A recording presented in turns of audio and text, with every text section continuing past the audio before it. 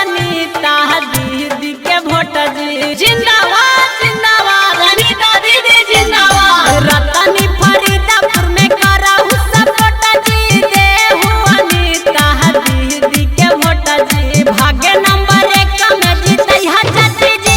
अब की जिला परिषद इन्हीं के बनई है चाचा जी। अब की नहीं के विजय करई है चाचा जी। कि आगे माई किने करे गाड़िया किने करे झंडा उड़त आवेला। कि आगे माया नीता दीदी के गाड़िया जिंदाबाद जिंदाबाद। सभे गरीबवन के हकुने ही आस जी।